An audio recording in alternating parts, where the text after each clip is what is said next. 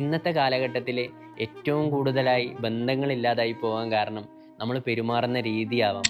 ഒരാൾ നമ്മളോട് സന്തോഷത്തോടെ ഒരു കാര്യം പങ്കുവെക്കാൻ വരുമ്പോൾ, ഷെയർ ചെയ്യാൻ വരുമ്പോൾ അയാളെ നമ്മൾ കേൾക്കേണ്ടത് അതിലും സന്തോഷത്തോടെയാണ്.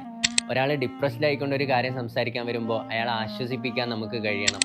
ബീർബൽ ഒരിക്കൽ പേർഷ്യ സന്ദർശിക്കാൻ പോകുന്നുണ്ട്. ആ സമയത്ത് പേർഷ്യൻ രാജാവ് ബീർബലിനെ വളരെ സ്നേഹത്തോടെ വളരെ സന്തോഷത്തോടെ സ്വീകരിക്കുകയാണ്. ബീർബലിന് ഒരുപാട് സമ്മാനങ്ങളൊക്കെ നൽകുന്നുണ്ട്. അങ്ങനെ ബീർബല് തിരിച്ച് മടങ്ങാനിരുന്ന സമയത്ത് അദ്ദേഹത്തോട് ഒരാൾ ചോദിക്കുന്നുണ്ട്, നിങ്ങളുടെ രാജാവിനെയും ഞങ്ങളുടെ രാജാവിനെയും നിങ്ങൾ എങ്ങനെയാണ് താരതമ്യം ചെയ്യുന്നത്? ബീർബലിനെ സംബന്ധിച്ച് ഒരിക്കലും തന്നെ അവിടെ തൻ്റെ രാജാവിനെ ഇകഴ്ത്തി പറയാനോ പേർഷ്യൻ രാജാവിനെ ഇകഴ്ത്തി പറയാനോ കഴിയില്ല. അദ്ദേഹം കൊടുത്ത മറുപടി ഇങ്ങനെയായിരുന്നു: നിങ്ങളുടെ രാജാവ് പൂർണ്ണചന്ദ്രനെ പോലെയാണ്, എങ്കിൽ എൻ്റെ രാജാവാകട്ടെ അർദ്ധചന്ദ്രനെ പോലെയും. ഇത് കേട്ട അവിടെയുള്ള ആളുകൾക്ക് വളരെ സന്തോഷം തോന്നി. ബീർബലിന് വീണ്ടും വീണ്ടും ഒരുപാട് സമ്മാനങ്ങൾ നൽകുന്നുണ്ട്. അങ്ങനെ ബീർബല് തിരിച്ച് നാട്ടിലേക്ക് മടങ്ങി. ഇതൊക്കെ അക്ബർ ചക്രവർത്തി എങ്ങനെയോ അറിഞ്ഞിട്ടുണ്ട്.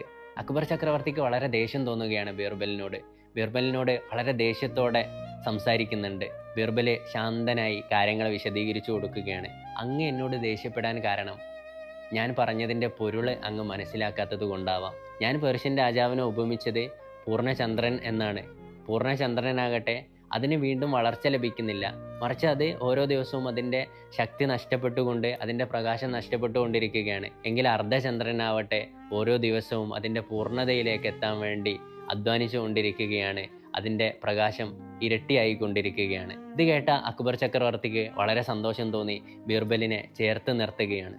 ഈ കഥ ഇവിടെ പറഞ്ഞു വെക്കാൻ കാരണം ഇന്നത്തെ കാലഘട്ടത്തിൽ ഏറ്റവും കൂടുതലായി ബന്ധങ്ങളില്ലാതായി പോകാൻ കാരണം നമ്മൾ പെരുമാറുന്ന രീതിയാവാം, അല്ലെങ്കിൽ നമ്മൾ ആളുകളോട് സംസാരിക്കുമ്പോൾ ഉണ്ടാവുന്ന സംസാരത്തിലെ ശൈലിയാവാം. ഒരാൾ നമ്മളോട് സന്തോഷത്തോടെ ഒരു കാര്യം പങ്കുവെക്കാൻ വരുമ്പോൾ, ഷെയർ ചെയ്യാൻ വരുമ്പോൾ അയാളെ നമ്മൾ കേൾക്കേണ്ടത് അതിലും സന്തോഷത്തോടെയാണ്.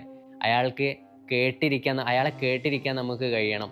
അല്ലെങ്കിൽ ഒരാൾ ഡിപ്രസ്ഡ് ആയിക്കൊണ്ട് ഒരു കാര്യം സംസാരിക്കാൻ വരുമ്പോൾ അയാളെ ആശ്വസിപ്പിക്കാൻ നമുക്ക് കഴിയണം.